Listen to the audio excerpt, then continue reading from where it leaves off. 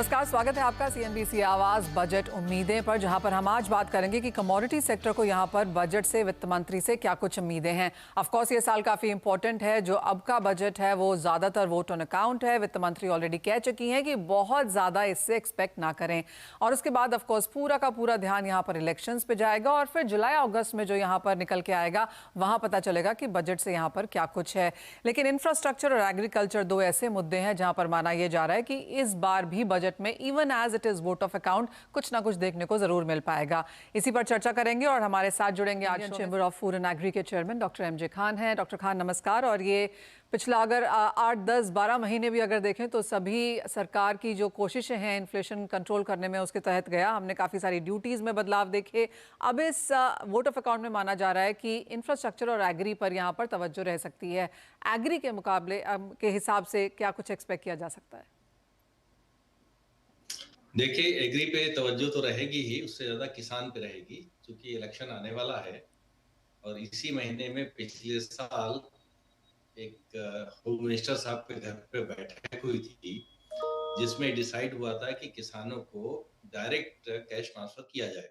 तो उस हिसाब से 2-2 हज़ार एवरी 3 मंथ्स ट्रांसफर होना शुरू हुआ है, लेकिन उस अमाउंट को बढ़ाने की जरूरत है। तो मुझे लगता है कि अंडर पॉपुलिस्ट मेजर्स एंड किसानों को ज़्यादा से ज़्यादा सरकार के फेवर में एक जोड़ा जाए तो इस अमाउंट को डबल करने की पॉसिबिलिटी है। So this is one. Agriculture में जो 3-4 पेन पॉइंट्स हैं, एक ये है कि सरकार का जोर रहा था एफपीओ क्रिएशन पे, और इंडस्ट्री बड़ी इंथुजियास्टिक थी कि वाइब्रेंट इंस्टीट्यूशंस मिल जाएंगे, उनके थ्रू सोर्सिंग हो जाएगी, मार्केट लिंकेजेस हो जाएंगे। तो क्रिएशन तो हो गया 15,000 के आसपास, लेकिन वो वाइब्रेंट नहीं है। तो मुझे लगता है एफपीओ पे कोई स्कीम आ सकती है इस बार, और आना भी चाहिए। ज़्यादा इंपॉर्टेंट जो इस टाइम लग रहा है वो जो फ्लक्चुएशन है प्राइसेस में कमोडिटीज के, तो उसको स्टेबल करने के लिए मुझे लगता है मल्टीपल मेजर्स की जरूरत है, और कुछ ना कुछ अनाउंसेस में हो सकता है। जैसे क्रिएशन ऑफ कमोडिटी बोर्ड्स, उस पर कई दिनों से चर्चा मेरी खुद भी हो रही है और मुझे सुनने में भी आ रही है कि जो मेजर कमोडिटीज हैं वर्ल्ड वाइड, उनके एग्जाम्पल्स हैं, उसके बेसिस पे है कमोडिटी बोर्ड्स क्रिएट हो सकते हैं, driven by the stakeholders themselves. Okay. दूसरा है इसमें एक्सपोर्ट्स का बड़ी इनकंसिस्टेंसी है। एंड इंडिया एग्रीकल्चर में तो 8.5% दुनिया का है, लेकिन एक्सपोर्ट्स में 2-2.25% के बीच है। एक्सपोर्ट की कंसिस्टेंसी कैसे रहे और उससे प्राइस की स्टेबिलिटी कैसे अचीव किया जाए, और पूरा का पूरा supply chain system, value chain infrastructure develop हो सके, ये तीसरा एरिया है मुझे लगता है जिसपे क्लाइमेट चेंज का एक बड़ा इस टाइम पे इशू चल रहा है। और COP28 के बाद, जिसमें ऑनरेबल प्राइम मिनिस्टर खुद गए थे दुबई, मुझे लगता है ये जेन्युइन कंसर्न और बड़ी कोई योजना इस पे आ सकती है कि क्लाइमेट रेजिलिएंट एग्रीकल्चर या क्लाइमेट स्मार्ट एग्रीकल्चर या क्लाइमेट एडजस्टेड एग्रीकल्चर। साथ ही साथ न्यूट्रिशन सिक्योरिटी, जिसमें इंडिया का एक बड़ा concern for a long time रहा है, लास्ट फ्यू इयर्स में फोकस रहा है। इस साल में कुछ बड़े मेजर्स को एक्सपेक्ट कर रहा हूँ। डॉक्टर खान, काफ़ी इंपॉर्टेंट चीज़ें आपने वहाँ पर बताई। साथ ही साथ अगर जैसे हम एक्सपोर्ट पर एक बात करना चाहेंगे, और जहाँ तक सरकार ने काफ़ी सारे जो भारत ब्रांड्स यहाँ पर लॉन्च किए हैं, आप देखते हैं उसकी तरफ कोई तवज्जो यहाँ पर बजट में आते हुए? मुझे लगता है ब्रांड इंडिया इस टाइम पे ग्लोबली एस्टेब्लिश ज़्यादा फर्मली करने की ज़रूरत है, क्योंकि एक तरीके से पूरी दुनिया जो है इंडिया की तरफ बड़े हसरत भरी निगाहों से देख रही है, विद ऑ एंड होप। क्योंकि पिछले कुछ सालों की जो क्राइसिस वर्ल्ड वाइड होती रही, उसमें इंडिया का स्टैंड इतना बैलेंस्ड, इतना न्यूट्रल और इतना पॉजिटिव रहा है। एंड यूक्रेन रशिया की क्राइसिस के टाइम पर भी India emerge as a very reliable supplier. लेकिन पिछले साल भर में जो नीजर एक्शंस हुए हैं, जिसमें एक्सपोर्ट कॉन्ट्रैक्ट्स रद्द हुए हैं, जो एक कॉन्फिडेंस था ग्लोबल मार्केट का, उसको रिस्टोर करने की जरूरत है। तो उसमें इंडिया ब्रांड को और कम्युनिटी वाइज ब्रांड, उसी का एक एक्सटेंशन हो सकता है कि जो मेजर एक्सपोर्टेबल कमोडिटीज हैं, मुझे लगता है कि नेशनल लेवल के कमोडिटी बोर्ड्स आने की जरूरत है। और उस पर कल भी हमारी एपिटा में चर्चा हुई थी इसको लेके चेयरमैन के साथ में। तो ये एक एरिया है, लेकिन पूरा का पूरा सप्लाई चेन सिस्टम भी इम्प्रूव करने की जरूरत है। और मुझे लगता है इसमें रोल ऑफ एफपीओ बड़ा इंपॉर्टेंट होगा, ताकि उनको एक्सपोर्टर्स के साथ जोड़कर और एक कोई मेजर इनिशिएटिव्स पे आने वाली है। आई हैव हर्ड के honourable prime minister himself is set to launch after Ayodhya वगैरह जी। एक नेशनल प्लेटफॉर्म फॉर एफपीओ, जिससे इंडस्ट्री उसे कनेक्ट करे और दोनों को मिला के एक एक्सपोर्ट ओरिएंटेशन बढ़े, जिससे कमोडिटीज के प्राइसिंग में स्टेबिलिटी है और इंडिया का ग्लोबल एक मार्केट पेनिट्रेशन बढ़े, एक फार्मर्स को एक ग्लोबली लिंक हो, सो दैट उसके जो एक्सपोर्ट के बेनिफिट्स हैं वो किसानों को भी मिले। एब्सोल्युटली। दूसरी चीज़ ऑफ कोर्स यहाँ पर एसेंशियल कमोडिटीज़ को लेकर है मिस्टर खान, जहाँ पर हमने काफ़ी सारे स्टेप्स यहाँ पर सरकार से इस बार यहाँ पर आते हुए देखे। क्या आप यहाँ पर एक्सपेक्ट करते हैं, क्योंकि जिस तरह से और काफ़ी सारे कंपनीज कॉर्पोरेट से भी हमारी बात होती है जिनका मानना है कि अगर एमएसपी सब्सिडीज़ और बोनसेस हम ऐसे ही बढ़ता हुआ देखें तो उन कमोडिटी के प्राइसेस हाई ही रहने वाले हैं। सरकार ऊपरी स्तरों पर खरीद के नीचे स्तरों पर यहाँ पर बेच सकती है, लेकिन कंपनीज वो नहीं कर पाती, इंडस्ट्री वो नहीं कर पाती। आपको लगता है कि एक फाइन बैलेंस हम यहाँ पर इस बार क्रिएट होता हुआ देखेंगे?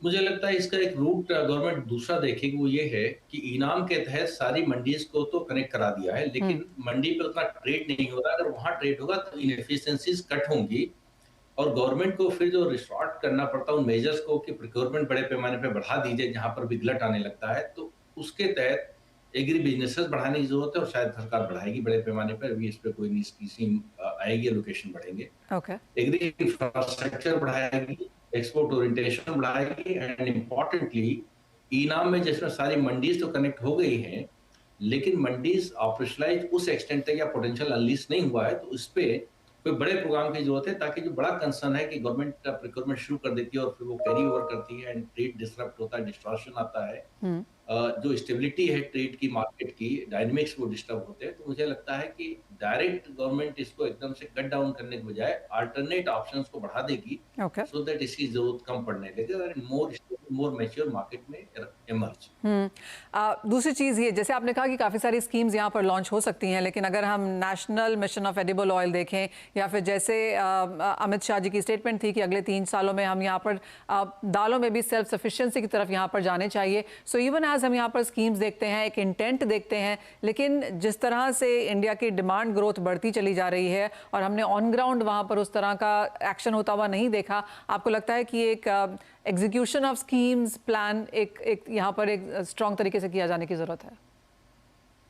देखिए, पल्सेस में मनीषा जी रियल प्रॉब्लम है। वो प्रॉब्लम ये है कि टेक्नोलॉजी ब्रेक थ्रू पल्सेस में नहीं आ पा रहा है। जो hybrid technology across the other grains में, अदर कमोडिटीज में, वेजिटेबल्स वगैरह सब में आ गई हैं। पल्सेस में वर्ल्ड वाइड कोई टेक्नोलॉजी ब्रेक थ्रू नहीं हो पाया कि हाइब्रिडाइजेशन हो पाया हो। तो इस वजह से बड़ा, जैसे इसको हिंदू रेट ऑफ ग्रोथ कहते हैं, धीरे धीरे मार्जिनली ग्रो करेगा। तो डिमांड जो है आउटस्ट्रिप करे, क्योंकि एक वेगन कल्चर जो है बढ़ पड़ा है, भी बढ़ता जा रहा है। तो इस वजह से demand will continue to outstrip जो मार्जिनल ग्रोथ पल्सेस में एक्सपेक्टेड है। तो therefore import dependency I do not see कि अगले 5 या 10 सालों में खत्म होने जा रही है। लेकिन एडिबल ऑयल में जिस तरीके से ऑयल पाम पे एक नेशनल मिशन अनाउंस किया है, जिस तरीके से उसमें टेक्नोलॉजी ब्रेक थ्रू आ रहे हैं, तो मुझे लगता है कि ऑयल सीड में तो धीरे धीरे 14 मिलियन टन से घट के कम होता चला जाएगा, लेकिन पल्सेज में मुझे लगता है कि अगर मतलब कम करना तो दूर रहा, बढ़ेगा ही in the years to come. Alright, of course वो ऑफ कोर्स यहाँ पर एक चिंता ही है डॉक्टर खान की, आगे जाके किस तरह की डिमांड इंडिया आता हुआ देखता है और कितनी सेल्फ सफिशिएंसी हम बहुत सारी क्रॉप्स में यहाँ पर अचीव करते हुए नजर आते हैं। लेकिन बहुत शुक्रिया आपका भी इतनी एक्सटेंसिव लिस्ट के लिए कि क्या कुछ यहाँ पर इस बार एक्सपेक्ट किया जा सकता है। एग्रीकल्चर ऑफ कोर्स एक इंपॉर्टेंट मुद्दा रहा है, इन्फ्लेशन कम करने के लिए सरकार ने काफ़ी सारे कदम उठाए हैं और इस तरफ definitely even as it is vote of account continuation of schemes या कोई नई स्कीम्स की बातचीत यहाँ पर होने की एक्सपेक्टेशन है। लेकिन इसी के साथ इस कार्यक्रम में इतना ही समय है। आप बने रहिए CNBC।